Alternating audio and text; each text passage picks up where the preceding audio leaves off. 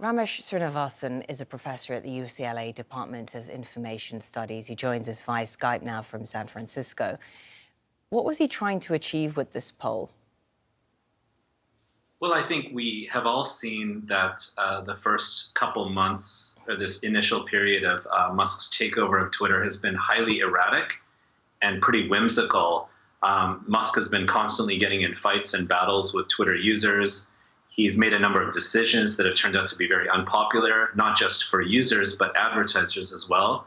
So I think Musk likes sort of to play games in a certain sense and put things like these straw polls out there to see what users are actually wishing for. And I think it might have been a little telling for him that he was so significantly outvoted by users on this platform. But it gets to a much larger challenge, which is a single man trying to take over a platform that has such profound influence on journalism. Because Twitter is not measured by merely its number of users, but by who it affects, right? And many journalists all around the world source their stories using Twitter. Doesn't mean they verify their stories that way. And the fact that a single person, especially one who likes to get in turf wars on Twitter and can be a little bit unpredictable, who doesn't really want to make any substantive changes to the platform so it's more democratic and more less algorithmically extremist, is the real problem here. So I think clearly the situation for Musk has not been a pleasant one at Twitter, but I think he likes it as a certain type of challenge and definitely a type of legacy for him as well. Was his purchase of Twitter an opportunity squandered, or was it always destined to go, well, to be this much of a disaster? Well, I think the way Musk has gone about attempting to govern a platform like Twitter, which is very different than SpaceX or Tesla, which are technical.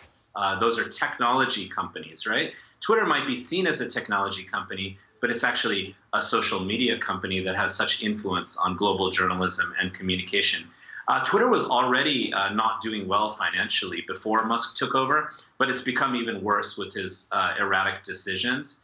And until Musk actually comes clean and actually develops a strategy for governing Twitter, which is a platform for public discourse and public dialogue, that really is rooted in ensuring that journalistic principles are really followed and that people don't feel betrayed by Musk's erratic decision-making, it's going to continue to be a problem for him. So it was already leaking money. It's doing even worse now, but really because of the same issue that faces every major tech company today, an absence of democratic principles for governance. And that doesn't mean that they need to be the experts on these issues, but they need to hire journalists in different parts of the world who can ensure that extremist content isn't what ends up going viral, let alone, the sometimes, again, as I said, erratic or whimsical decisions of a single person who sort of sees it as a legacy, right? He sees it as sort of his opportunity to tackle with one of the biggest challenges of the time. But it's really ultimately about him giving up power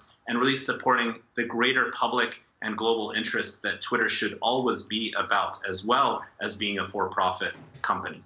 Well, thank you very much for sharing your thoughts with us from San Francisco, Ramesh Srinivasan. My pleasure. Thank you for having me.